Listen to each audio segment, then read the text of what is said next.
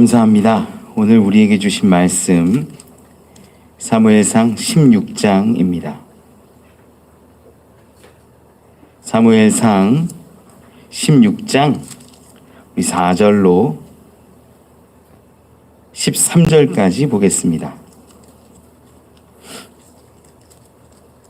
사무엘상 16장 4절로 13절의 말씀 우리 한 절씩 교독하지요. 사무엘상 16장 4절로 13절입니다. 함께 교독하지요. 사무엘이 여호와의 말씀대로 행하여 베들레헴의 이름에 성읍 장로들이 떨며 그를 영접하여 이르되 평강을 위하여 오시나이까.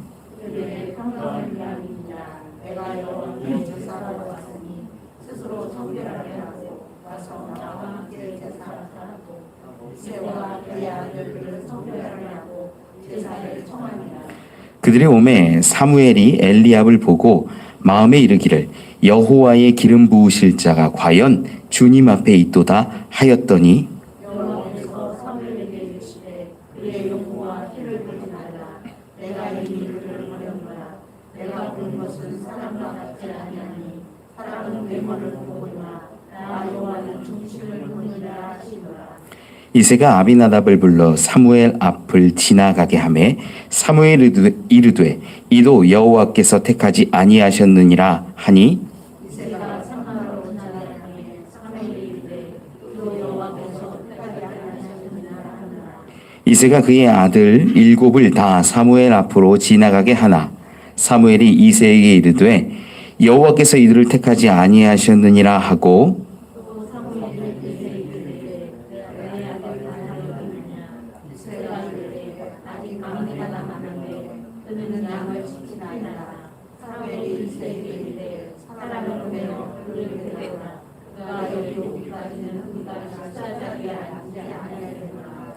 이 사람을 보내어 그를 데려오매 그의 빛이 붉고 눈이 빼어나고 얼굴이 아름답더라. 여호와께서 이르시되 이가 그니 일어나 기름을 부으라 하시는지라.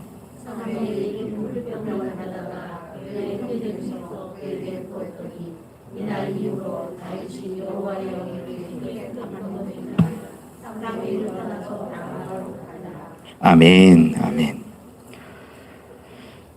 할렐루야, 감사합니다. 명절은 잘 새셨지요? 하나님이 여러분과 함께 하시기를 원합니다. 우리가 지난 시간에 본 것이 이제 사울이라는 왕이 아말렉을 진멸하고 나름 정치적으로 봤을 때, 군사적으로 봤을 때는 승리를 했어요. 그런데 그러한 가운데 영적으로는 하나님의 뜻을, 하나님의 말씀을 지키고 순종하지 않아서 패배했지요. 하나님은 그러한 사울을 지난 시간에 버리셨어요. 폐위하셨습니다. 그런데 그러한 모습 가운데 사무엘이 어떻게 했냐면 마음에 슬픔이 가득하고 무언가 어려움이, 아픔이, 문제가 가득했지요. 어쩌면 그는 이 선지자의 역할을 제대로 감당할 수 없을 만큼 슬픔에 빠져 있었습니다. 하나님이 사울을 폐위하셨고 사울에게 판단하셨고 결정하셨는데도 불구하고 그는 자기의 모든 것으로 인하여서 무기력함 가운데 빠져 있었습니다. 그때 하나님이 다시 부르셨지요. 그리고 베들레헴으로 가서 이제 내가 원하는 자, 내가 바라는 자 그에게 기름 부으라 이야기하세요. 이 장면까지 우리가 살펴보았습니다. 오늘은 이제 베들레헴으로 가서 이 사무엘이 이 다윗에게 기름을 붓는 장면입니다. 오늘 말씀을 가만히 보면 4절 말씀에 이렇게 기록해요. 4절 앞부분을 보면 사무엘이 여호와의 말씀대로 행하여 베들레헴의 이름에 성읍 장로들이 떨며 그를 영접하여 이르되 평강을 위하여 오시나이까. 4절 말씀 보면 그렇게 기록해요. 근데 여기 말씀을 잘 보면요, 이 장로들이 떨었다라는 기록이 있어요. 그런데 이 떨다라는 단어를 딱 빼고 보면 오히려 문맥이 더 잘 맞아요. 제가 떨며를 빼고 한번 읽어보면 이렇게 돼요. 사무엘이 여호와의 말씀대로 행하여 베들레헴의 이름에 성읍 장로들이 그를 영접하여 이르되 평강을 위하여 오시나이까. 이 평강을 위하여 오시나이까라는 이 히브리어가 샬롬 에보카라는 말인데, 평강입니까? 평강을 위해서 오셨습니까? 이런 의미예요. 그러니까 인사말로 충분히 가능해요. 물론 의문문이어서 인사말로 쓰기 부적절할 수도 있지만 이 말이 샬롬이라는 우리가 흔히 쓰는 인사말하고 연결이 돼요. 그러니까 나쁜 단어는 결코 아니에요. 그런데 이 4절 말씀이 좀 불안정하게 느껴지는 이유는 떨었다라는 기록 때문이에요. 왜 장로들이 떨었을까? 장로들이 떤 이유가 크게 우리가 추측을 해보면 3가지 정도가 있을 수 있습니다. 뭐냐면 사무엘이라는 그 당대로서는 최고의 선지자, 하나님의 능력이 함께했던 자, 수많은 일을 감당했던 그 자가 우리 마을에, 우리 성읍에, 우리 가운데 왔다라는 거예요. 이것이 개인적인 어떤 경외함 비슷한 떨림일 수 있어요. 우리 어렸을 때 괜히 선생님이 부르면 내가 잘못한 거 하나도 없는데 떨리는 그런 거 있잖아요. 사무엘 앞에서 떠는 장로들이 있었다는 거예요. 두 번째, 좀 왜 떨었을까라는 걸 추측하는 겁니다. 두 번째는 이 선지자들은 이 당시에 각 마을이나 성읍 같은 곳들을 돌아다니면 뭘 하냐면 그 마을을 축복할 수도 있고 그 마을을 저주할 수도 있어요. 그러다 보니까 이 베들레헴 사람들이 두려워하고 걱정하고 무서워하는 것이 이 마을을 저주하는 것은 아닐까라는 두려움이 있을 수 있다라는 거죠. 공동체에 대한 문제, 혹은 우리가 부지 중에 잘못한 거라도 있지 않냐. 혹시라도 하나님이 이 사무엘을 통해서 우리를 저주하시면 우리가 심판 가운데 있는 건 아니냐. 그래서 선지자를 바라볼 때 두려움으로 바라보게 되기도 합니다. 세 번째는 어떤 것이 있냐면요. 우리가 16장 1절에서 3절까지를 보면서 우리가 확인했던 바인데요. 사무엘이 이 베들레헴으로 가서 하나님이 원하는 자를 찾아서 기름을 부으려고 할 때 사무엘이 그렇게 얘기하는 적이 있어요. 우리 2절 말씀을 살펴보면 이렇게 기록해요. 사무엘이 이르되 내가 어찌 갈 수 있으리이까? 사울이 들으면 나를 죽이리이다. 이 당시에 사울의 권력이 굉장히 컸다라고 제가 말씀드렸잖아요. 영적으로는 하나님의 뜻을 이루지 못해서 하나님께 버림받았지만 아말렉을 진멸하면 기본적으로 한 나라를 진멸하고 빼앗을 것들을 뺏으면 굉장히 부유합니다. 왕권이 강화됐을 수 있죠. 성경은 그 사울의 왕권에 초점하지 않기 때문에 그런 내용들을 뺐을 겁니다. 그리고 사무엘을 어쩌면 감시하는 사람이 있었을 수도 있고, 이 사울은요 지금 이걸 알고 있어요. 사무엘이 하나님을 대언해서 자기를 폐위했다는 사실을 사울은 알고 있어요. 그러다 보니까 사무엘이 혹시라도 하나님의 뜻으로 누군가를 왕을 세우게 되면 자기에게는 두려움의 존재가 되는 거예요. 그러니까 사무엘의 동태를 파악하고 사무엘이 무슨 일을 하는가를 가만히 볼 수 있죠.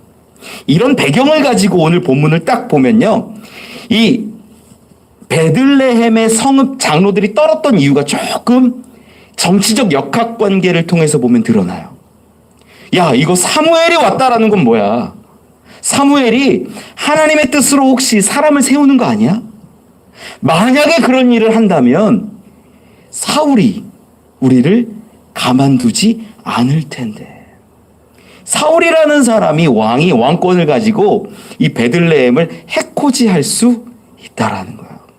그러니까 하나님도 두렵고 사울이 혹시 우리를 치면 어떨까 할까, 이런 두려움들이, 여러 두려움들이 지금 혼재되어 있는 상태라는 거예요. 저들은 두려웠어요. 그리고 묻습니다.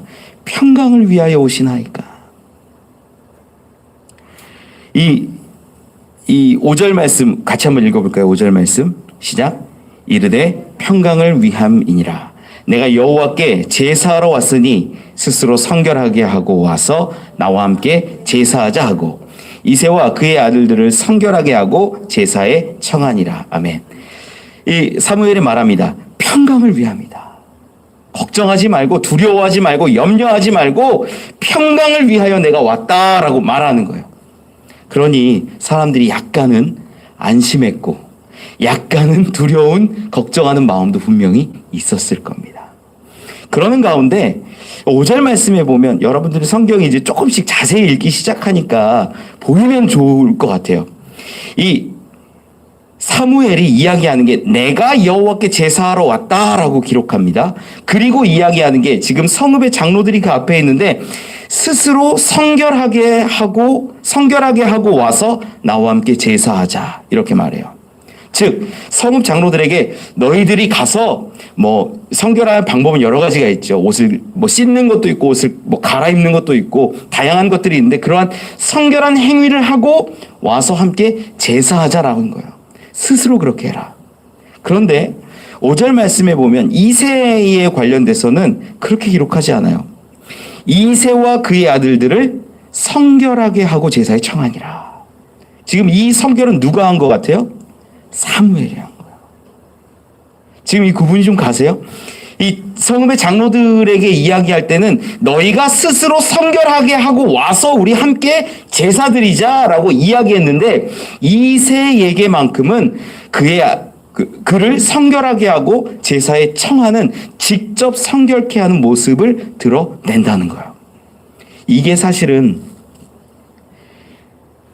우리가 그냥 흘러가면 아무 의미 없는 문장인데 정치적인 역학 구도를 가지고 이 부분을 보면 큰 문제예요. 왜냐? 이 사무엘이 어떤 특정한 집에 가가지고 그 집 사람들을 성결하게 하고 무언가 구별되는 행위를 했어요. 베들레헴의 다른 집이 아니라 다른 장로들이 아니라 이 집에 가서 이 사람들을 성결하게 했다라는 소식이 만약에 사울에게 들어가면 사울이 알게 되면 어떻게 될까요? 문제 삼는 거예요. 사울은 알아요. 자기가 기름 부음을 받아본 자이기 때문에 사무엘이 어떻게 하고 어떻게 사람을 세우고 기름 부을 때 그에게 입을 맞추고 하나님의 그 은밀한 이야기를 해줬다고 다 알고 있는 거예요. 사울은. 그러니 혹여 그 집안 가운데 그 사람 가운데 특별히 무언가를 했다라면 문제가 될 수 있어요. 정치적으로 보니까 여러분 좀 이해가 가시죠? 이런 장면이. 그런데 사실 이 문제도 제가 보니까 그 교수님 이름이 기억이 안 나는데 어떤 교수님이 얘기하신 거예요. 제가 다음 시간에 그 교수님을 이야기를 드릴게요. 그분이 이제 그 부분을 이 문제를 풀어내는 걸 제가 책을 봤는데 어떻게 풀어내냐면 이새에게 특별함이 있었다라는 거예요. 이새에게 무슨 특별함이 있었을까? 이새가 이 베들레헴이라는 성읍 가운데 지도자급인 장로였을 것으로 추측을 해요. 이새가 지도자고 장로였다라는 것들을 우리가 확인할 수 있는 근거는 없는데 이 간접적인 근거들을 이제 제시를 하는 거예요. 간접적인 근거가 어떤 거냐면 이새의 아버지가 누구예요? 오벳이잖아요. 오벳의 아버지가 누구예요? 보아스잖아요. 그러니까 보아스에게 손자가 누구예요? 이새예요. 지금 나오는. 근데 보아스가 어떤 사람이었는지가 성경에 기록되거든요. 우리 성경을 좀 한번 찾아보죠. 룻기 2장 1절입니다. 룻기 2장 1절 말씀. 보아스가 어떤 자인지 우리 확인을 좀 한번 잠깐 하고 가지요. 403면에 있습니다. 룻기 2장 1절입니다. 우리 함께 읽어보죠. 시작. 나오미의 남편 엘리멜렉의 친족으로 유력한 자가 있으니 그의 이름은 보아스더라. 아멘. 보아스를 향해서 뭐라고 기록하냐면 유력한 자다 이렇게 기록해요. 이 당시 유력하다라는 건 어떤 의미냐면 재산이 많고 능력이 있고 가문에 힘이 있는 자들을 가리켜서 유력한 자다 그래요. 장로나 지도자나 이런 사람들을 가리켜 유력하다 그래요. 말씀을 좀 계속 보면 룻기 보면 4장 1절에 기록해요. 4장 1절 같이 한번 읽어보면 좋겠어요. 406면에 있습니다. 룻기 4장 1절이에요. 같이 읽어보죠. 시작. 보아스가 성문으로 올라가서 거기 앉아있더니 마침 보아스가 말하던 기업 물을 자가 지나가는지라. 아멘. 여기까지. 보아스가 어디 앉아있다고 성경에 기록해요? 성문에 앉아있다고 그래요. 성문에 앉아있다라는 건 어떤 의미냐면 성문에서는요 재판이 일어나기도 해요. 무슨 문제가 있는 것들 해결하는 것들도 일어나고 이런 일들을 재판을 관할하거나 재판 가운데 판단을 내릴 수 있는 이 지역과 성읍 가운데 지도자들이 보통 거기 앉아요. 아무나 앉는 거 아닙니다, 여러분. 성문에 앉았다라는 건. 그러니까 지금 보아스가 어떤 사람인 걸 우리가 추측할 수 있냐면 이 지역 가운데 꽤 힘이 있고 지도자급이고 유력한 자였다라는 거예요. 장로쯤 되었을 수 있다라는 거죠. 그러면 지금 보아스가 아들을 낳고 오벳을 낳고 그 아들이 이새를 낳은 거예요. 이새 손주를 볼 때쯤은 아마 보아스는 살아 있었을 것 같아요. 제가 지난 시간에 다윗을 낳았을 때 살았을 것 같아요, 없을 것 같아요. 그러니까 우리가 모른다 그랬죠. 우리 지금 시대에도 뭐 증손주까지 보는 일들이 왕왕 있잖아요. 꽤 있잖아요. 뭐 불가능한 거 아닙니다. 근데 이새가 태어났을 때만큼은 아마 보아스는 살았을 것으로 충분히 보입니다. 그리고 이 한 가문이요, 큰 어떤 사건이나 사고나 전쟁이나 이런 것들을 겪지 않는 한 그 가문의 힘과 유력함은 꽤 오랫동안 유지될 때가 많아요. 그러면 이새는 부잣집 도련님이었을까요? 아닐까요? 부잣집 도련님이었을 가능성이 굉장히 크죠. 그리고 그 베들레헴이라는 지역 가운데 내 할아버지가 유지고 내 할아버지가 지도자고 장로면 그렇게 될 가능성이 굉장히 크다는 거예요. 그 가문 자체가. 그래서 오늘 본문으로 돌아와서 보면 그 교수님이 하는 얘기가 이새가 아무래도 그 베들레헴 가운데 성읍의 장로로서 자리했고 오늘 사무엘상 16장 4절 말씀에 베들레헴에 사무엘이 이르렀을 그때에 맞이했던 장로들 중에 하나였을 수 있다. 충분히.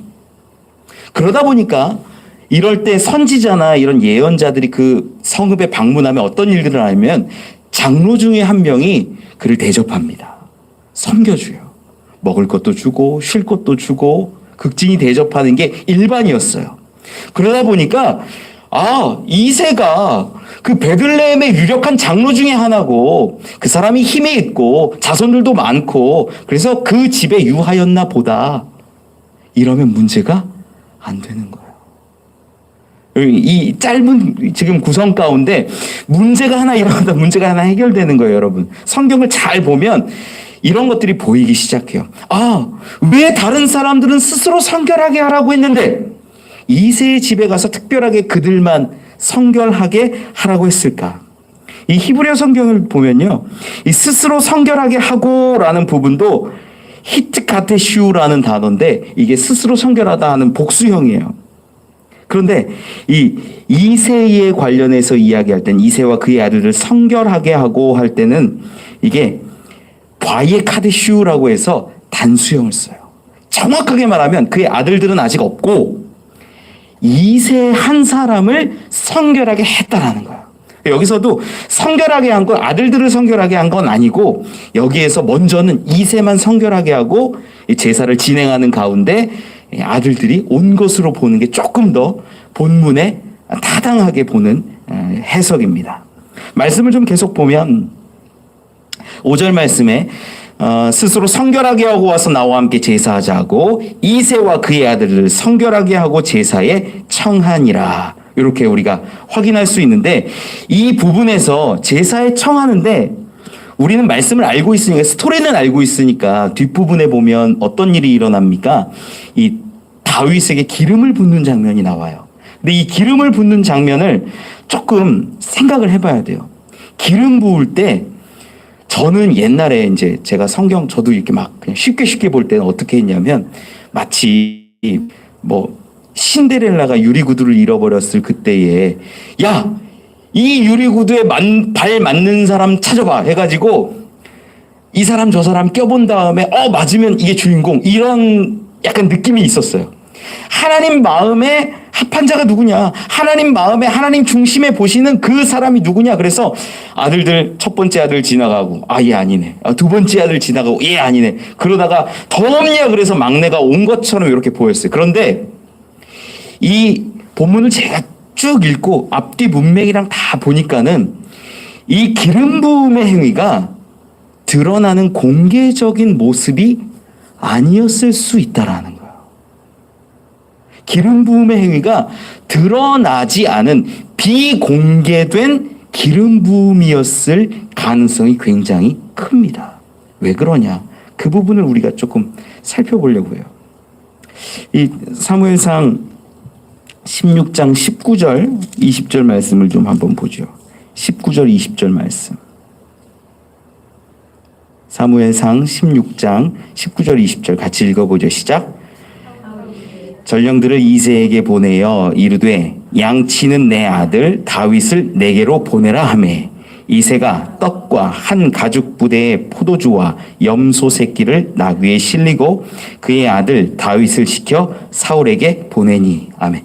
이게 어떤 장면이냐면 사울이 막 악령에 힘들고 막 어렵고 막 지치고 괴로운 그 시절에 야, 좋은 음악을 연주하고 이렇게 하면 좀 마음이 편안해지고 그런다더라. 이 얘기를 듣고 야, 누가 좀 없냐? 그랬을 때에 이새의 집에 이 사람 괜찮다 추천해서 이 다윗을 불러오는 장면이에요. 근데 다윗을 부르는데 지금 사울이 이 다윗이 기름 부음 받음을 알고 있는 것 같아요? 모르는 것 같아요? 모르는 것 같아요. 모르고 그냥 하는 말이 야, 그 집 가운데 야, 양치는 아들, 그 네 아들 다윗을 내게로 보내라.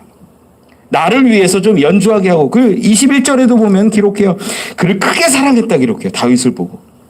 만약에 기름 부음 받음이 소문이 났다면 사울이 이때 사랑했을까요? 아닐 거예요.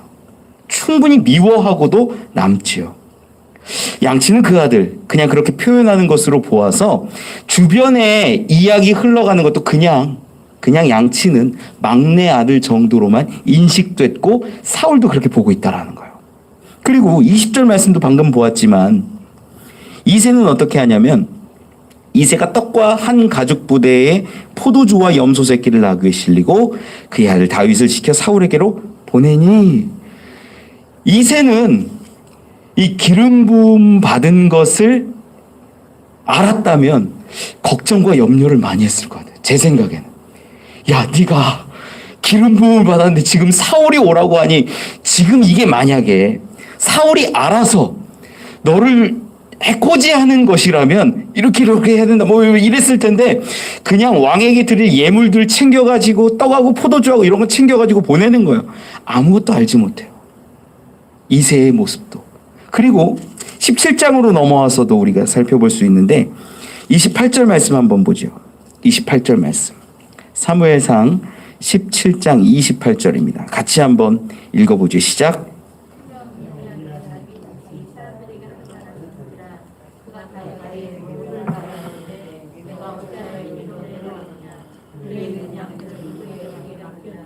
나는 내 교만과 내 마음의 완악함을 아노니 내가 전쟁을 구경하러 왔도다.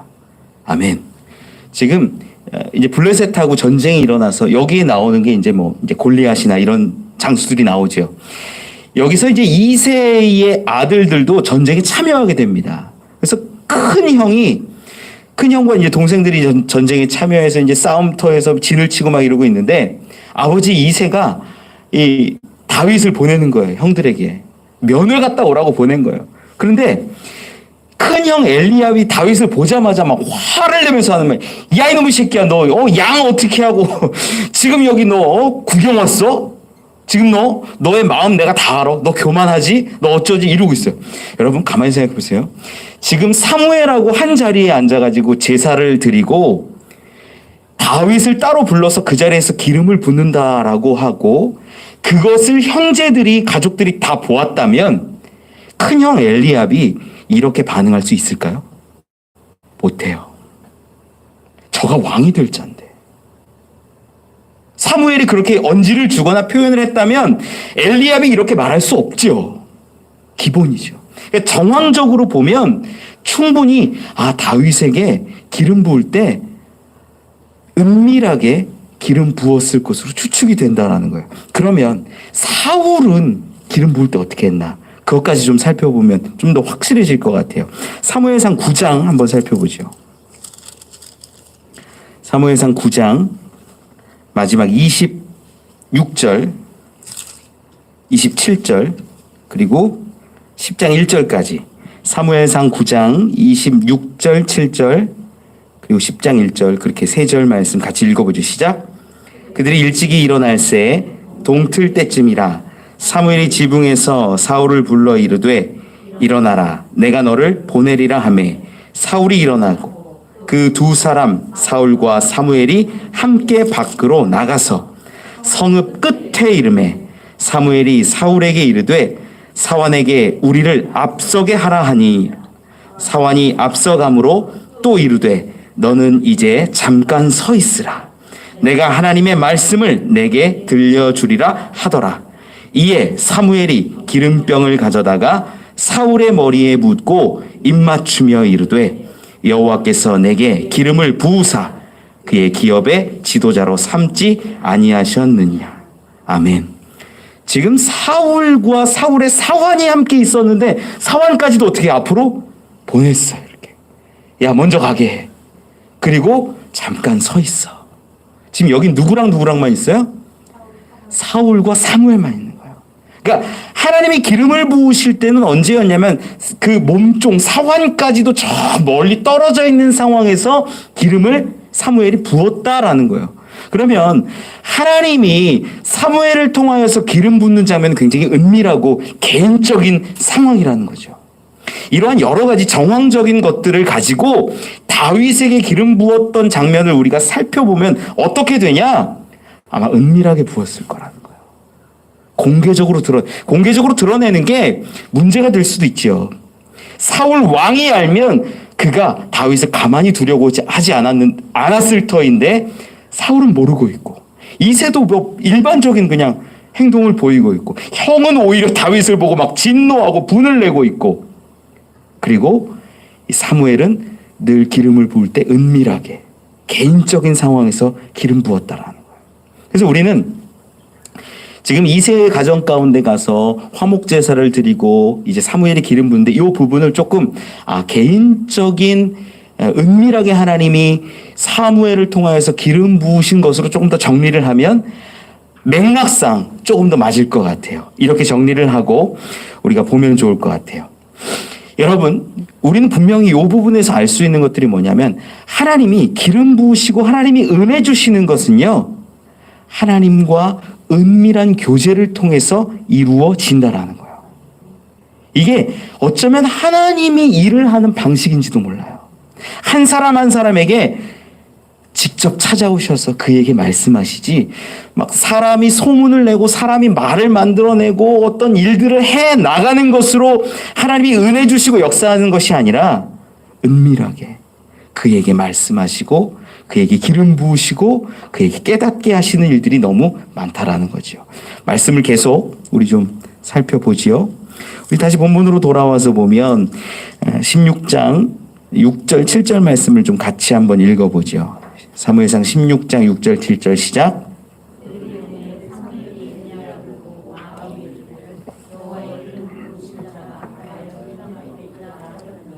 여호와께서 사무엘에게 이르시되 그의 용모와 키를 보지 말라, 내가 이미 그를 버렸노라.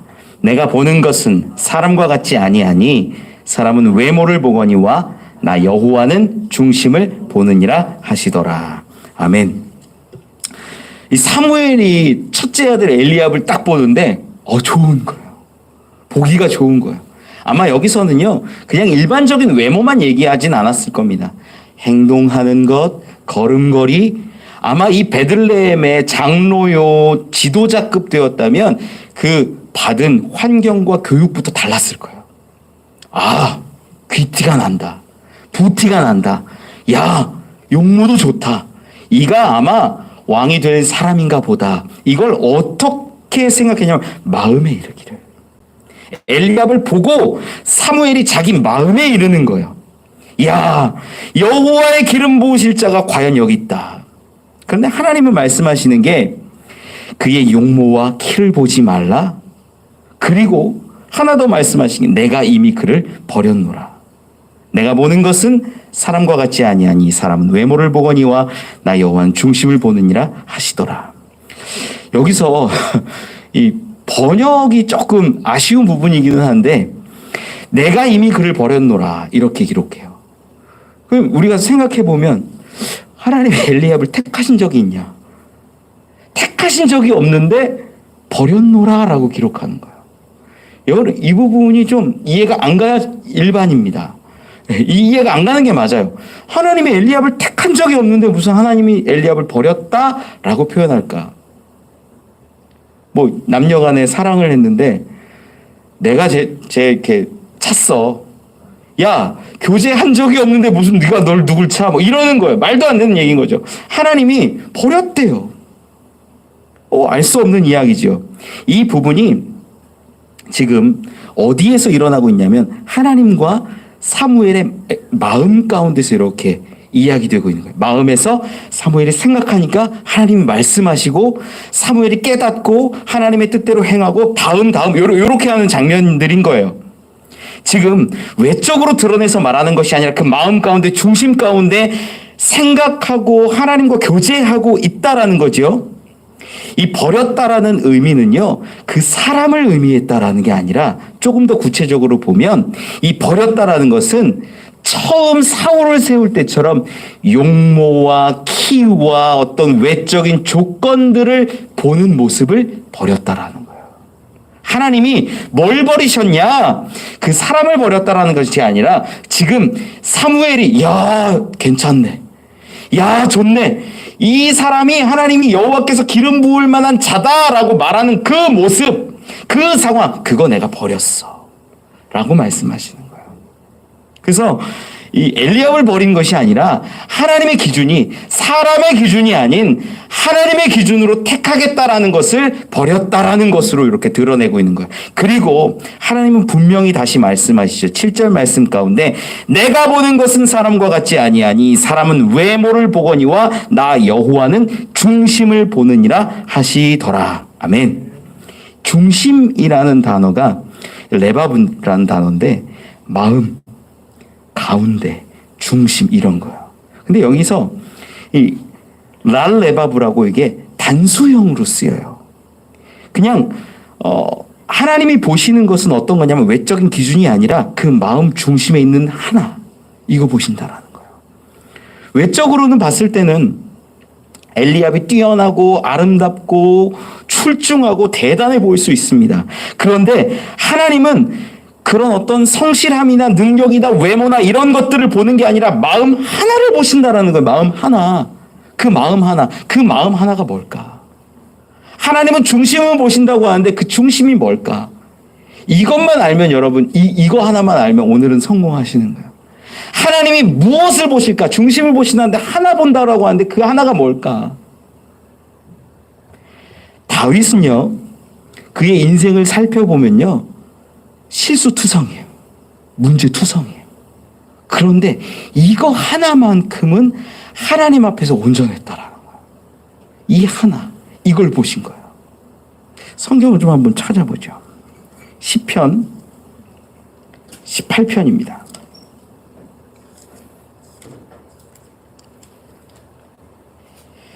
시편 18편 1절 말씀 한번 같이 읽어보죠. 시편 18편 1절 말씀 같이 한번 읽어보죠. 시작. 나의 힘이신 여호와여 내가 주를 사랑하나이다. 아멘. 여러분 성경에도 그 18편 딱 시작되는 데서 막 이렇게 설명 이렇게 돼 있어요. 설명. 제 거에는 이렇게 써 있어요. 여호와의 종 다윗의 시, 인도자를 따라 부르는 노래. 여호와께서 다윗을 그 모든 원수들의 손에서와 사울의 손에서 건져주신 날에 다윗이 이 노래의 말로 여호와께 아뢰어 이르되. 여러분들도 비슷하게 써 있나요? 지금 무슨 얘기를 하냐면 다윗이 고난과 고통과 시련과 어려움과 정말 그 모든 아픔을 끝내고 하나님 앞에 딱 서서 고백 내용이라는 거예요. 그 고백의 내용이 뭐예요? 1절에 나의 힘이신 여호와 내가 주를 사랑하나이다. 제가 다윗이 아니어서 제가 만약에 다윗 같은 자리였으면 하나님 감사합니다. 전능하신 하나님 이랬을 것 같아요. 그냥 너무 좋으니까. 하나님 나를 살리셨네요. 나를 구원하셨네요. 나를 다시 왕좌로 올리셨네요. 뭐 이런 고백들 할 것 같아요. 그런데 그가 했던 말이 하나가 뭐냐면 우리 분명하게 알아요. 첫 번째 나온 게 내가 주를 사랑하나이다. 이거였다는 거예요. 여러분 다윗은요. 죄 많아요. 문제 많아요. 그거 파면 엄청 많아요. 실수도 많이 해요. 삶이 정말 문제투성이에요. 그런데 이거 하나만큼은 진실했을 것 같아요. 하나님을 사랑하는 거. 하나님이 사람을 볼 때 중심을 보신다라고 하는 거 그 마음을 보시는 건데 하나예요. 하나님을 그 마음에 얼마나 사랑하는가. 이거 보신다라는 거예요. 능력도 아니고 외모도 아니고 그 어떤 것도 아니고 하나님을 사랑하느냐. 이것 하나 바라보신다라는 거예요. 저는 여러분들이 하나님을 사랑하는 분들이 되시기를 원합니다. 하나님은 그걸 보는 거예요.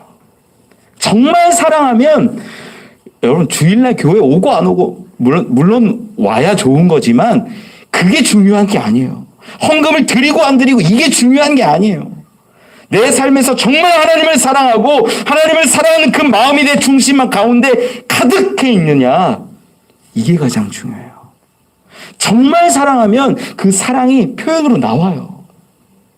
하나님을 찬양하고 하나님 노래하고 내 삶 가운데 무너진 영역들을 세울 수 있고 하나님을 사랑하니까. 여러분 연애해 보신 분들은 알 거예요. 연애하면 사랑하는 상대가 있으면 그 사람을 위해서 막 맞춰주는 거예요. 하는 거예요. 보고 싶어지는 거예요. 찾아가는 거예요. 그게 사랑이에요. 그래서 진짜 사랑하는 사람들은 얼굴 표정도 다르고 말투도 다르고 행동도 다르고 기도도 달라요. 사랑이 점점 식어가는 자가 아니라 하나님을 향한 그 사랑이 점점점 더 커지는 분들이 되기를 축원합니다. 예수님도 그런 말씀을 하세요. 마태복음 22장 한번 찾아보죠. 마태복음 22장.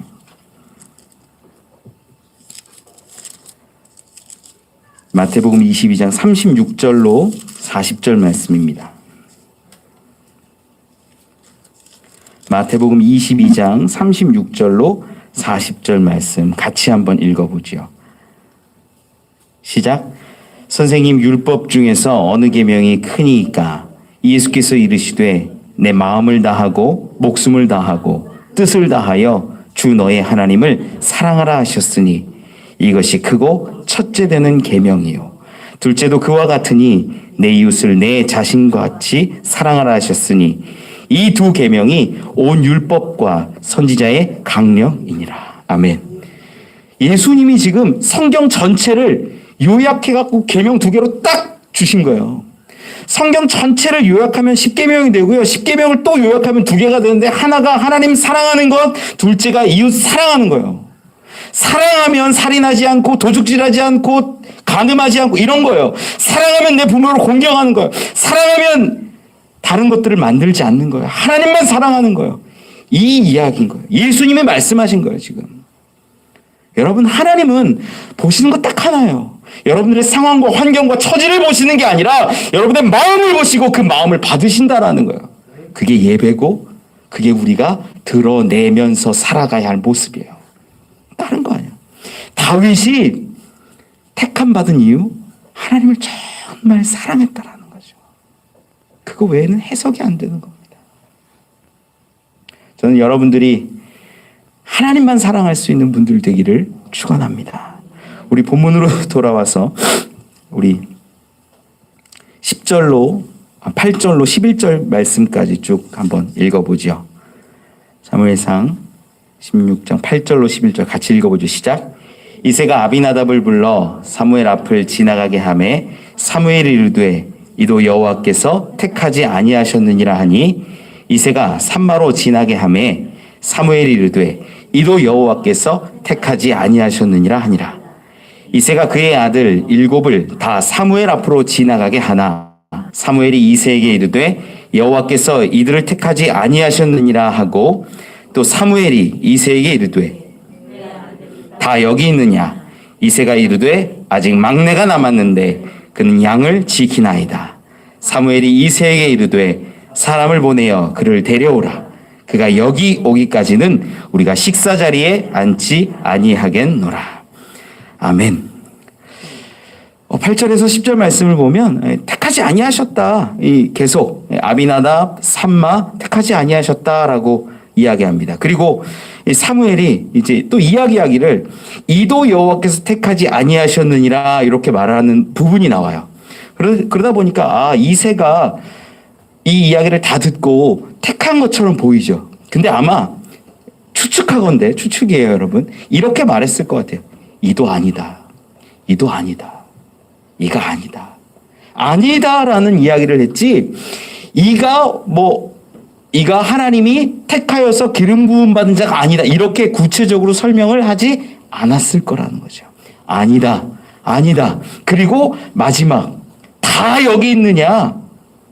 그러니까 이야기하는 게 아직 막내가 남았는데, 이 막내, 하카탄이라고요. 하카탄. 막내인데, 근데 이 막내가 그냥 막내라는 의미가 아니라, 그 의미 가운데는 이 사전을 보니까 찌꺼기라는 말도 있어요. 얼마나 그냥 마지막 낳은 아들입니다라는 의미도 있겠지만 그 가운데 미천하고 작고 연약하고 아무 힘과 능력이 없는 자, 말제다라는 의미가 하카탄에 있어요. 그러니까 지금 표현하기를 내 마지막 귀한 아들이 있습니다. 이런 표현이 아닌 거예요. 얘는 안 봐도 됩니다. 얘는 부족합니다. 별거 없습니다. 라고 말하는 거죠. 그리고 그가 올 때까지 사무엘은 어떻게 얘기하냐면 식사 자리에 앉지 않겠다. 식사 자리에 앉지 않겠다라는 것은 이 화목제사가 화목제사의 음식물을 다 먹는 것으로 이제 종료가 되는 건데, 이 제사가 끝나는 거야, 안 끝나는 거야? 안 끝나는 거야. 그가 올 때까지 내가 기다리겠다. 만약에 하룻길을 가서 양떼를 치고 있었다면 하루를 기다리겠다라는 거예요. 얼마나 시간이 지났는지 우리는 알 수 없어요. 여기서 양떼라고 해서 1시간 거리, 30분 거리가 아닙니다. 화목 제사를 드리는 것도 몇 시간씩 걸려요. 여러분, 지금 이 장면이요, 우리가 커트 이렇게 보니까 야 빨리 이렇게 지나가고 야 빨리 오래 해갖고 요 옆에서 한 2시간 만에 왔겠다. 아니에요. 꽤 오랜 시간이 걸렸을 수 있어요. 알 수 없는 거죠. 그 오랜 시간 동안 그는요 먹지 않고 기다려요. 왜요? 지금 이 사무엘이 이새의 집에 온 이유가 뭐예요? 하나님의 뜻을 이루기 위해서. 하나님이 그에게 기름 부으라고 했으니까 지금 제사도 물론 중요하지만 그보다 중요한 게 그가 이 앞에 있는 거예요. 하나님 앞에 제사의 자리 가운데 있어야 한다라는 거예요. 그래서 기다려요. 끝까지 기다리고 그를 만납니다. 12절 말씀 같이 읽어보죠. 시작.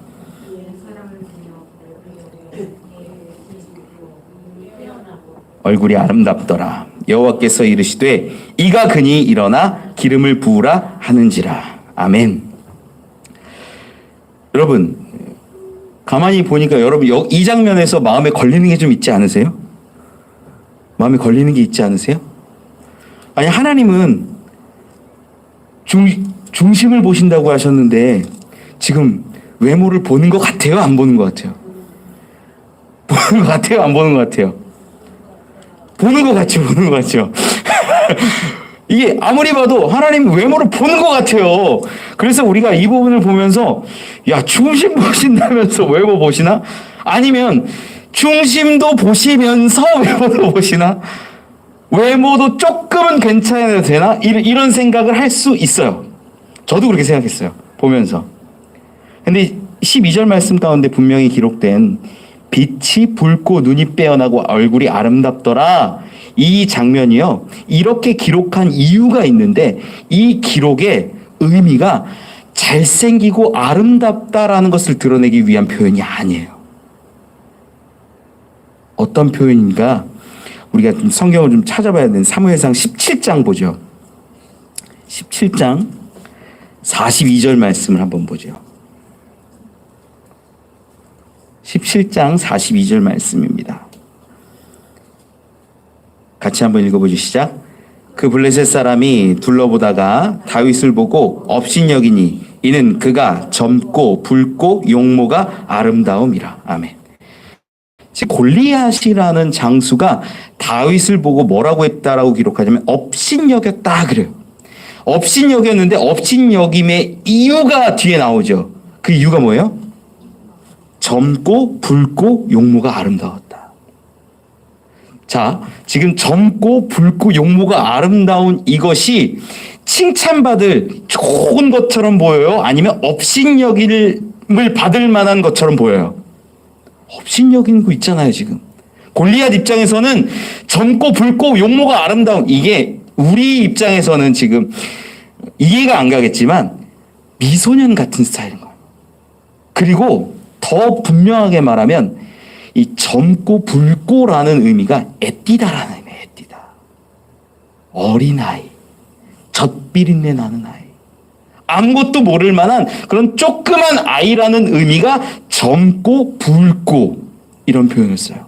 얼굴이 발그스름하다 이런 거예요. 그러니까 외모가 좋고 화려하고 아름다운 그런 의미를 얘기하는 게 아니라 사무엘도 지금 다윗을 딱 볼 때 뭘 느꼈냐면 애기네, 어리네, 젊고 붉고 용모가 아름다웠다. 그냥 애기 같네.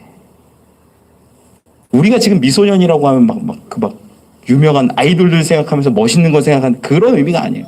아이인 거예요, 아이. 그래서 애기 얼굴 가지고 있으면서 멋있다고 얘기 안 하잖아요. 그냥 애인 거예요. 그걸 보고 골리앗이 쭉 둘러보다가 다윗을 딱 발견했는데, 야, 여기 이 전장에 애가 왔어. 아무것도 모르는 젊고 붉은 애, 아무것도 모르는, 이러면서 업신여겼던 거예요. 이걸 사무엘도 동일하게 보는 거예요. 지금 여러분, 그래서요, 하나님 거짓이 없어요. 외모를 본 게 아니라 어린 것, 애띤 그 모습을 드러내기 위해서 이런 표현을 한 거예요. 그리고 지금 왕이 될 자의 모습과는 전혀 다른 거예요. 왕으로서 외모가 좋으냐? 이것과는 전혀 반대되는 모습으로 유약하고 어리고 작은 이미지의 한 소년이 등장했다라는 것, 이걸 우리가 알아야 되는 거예요. 하나님은 외모를 보시지 않는다라는 게 여기 있어요. 우리 좀 정리가 되지요. 다윗이라는 사람을 보시고 그 중심을 보시고 하나님이 택하시고 기름 부으시는데 외모 아닙니다. 그의 어떤 능력 아닙니다. 그저 하나님을 사랑하는 그 마음, 그거 하나 보셨다라는 거예요. 절대 외모 보고 하나님이 기뻐하신 게 아닙니다. 말씀 계속, 우리 13절 말씀까지 계속 보죠. 시작. 기름불병을 가져다가 그의 형제 중에서 그에게 부었더니 이날 이후로 다윗이 여호와의 영에게 크게 감동되니라. 사무엘이 떠나서 라마로 가니라. 아멘. 크게 감동됐다라는 부분이 히브리어로 보니까 바티츠라흐라고 해서 이 와우 연속법이라는 이 문법 방식을 쓰고 있어요. 이게 뭐냐면 감동되는데 그냥 한 번 감동이 땅 됐다라는 그런 의미가 아니라 그 큰 감동이 계속됐다라는. 하나님께서 기름 부으시고, 우리 사울도 그 기름 부음 받고 하나님의 일들 막 감당할 때 막 그 하나님의 영이 감동받은 적이 있어요. 그런데 다윗에게 있어서만큼은 독특하게 특별하게 그 감동이 지속됩니다. 연결돼요. 지속적인 하나님의 역사심이 있다라는 거예요. 여러분, 다윗은요, 때로는 사울에 쫓기기도 하고 막 정신병자처럼 막 침 질질 흘리는 모습도 있고, 그 삶을 보면 여전히 정말 기구합니다. 어렵습니다. 힘듭니다. 그런데 그러한 상황마다 하나님이 어떻게 하셨냐? 당신의 힘과 능력으로 그를 끌어가시는 거예요. 뭐 하나 보고? 사랑하는 거 하나 보고. 그 중심에 사랑하는 것 딱 하나 보고 그 다윗을 끌어가신다라는 이야기예요. 다윗이 대단해서가 아니에요. 다윗이 성실해서가 아니에요. 다윗이 어떤 능력이 있어서가 아니에요. 딱 하나. 하나님을 사랑했기 때문에 그 마음 보시고 하나님이 끝까지 그를 끌고 가시는 거예요. 저는 이 다윗에게 역사하신 하나님은 지금도 동일하시다라고 믿습니다. 하나님을 사랑하고 하나님을 사랑하는 그 마음과 중심이 분명한 사람은요, 지금도 이 끝까지 이끄시는 줄 저는 믿습니다. 여러분, 하나님을 향한 사랑을 끝까지 이루어 가세요. 식는 것 같고 어려운 것 같은 거 왜 그런 줄 아세요? 하나님이 주시는 은혜와 능력과 이런 어떤 기적적인 것들을 바라보니까 그것이 없으면 사랑이 식는 것 같아요. 그런데 다윗은 어찌 보면 이새라는 좋은 가정에서도 양치기 하면서 볼 일 없는 일 하면서 아버지에게 인정받지 못하면서 그렇게 자랐지만 하나님을 사랑하는 그 마음을 한 번도 쉰 적이 없었다라는 거예요. 여러분, 하나님을 향한 그 마음을 놓치지 마십시오. 그 사랑을 타오르게 하십시오. 그 중심을 하나님은 보시고 우리 가운데 우리 인생을 이끌어 가실 것을 믿습니다. 그런 저와 여러분 우리 되시기를 축원합니다. 기도할게요. 제가 하나님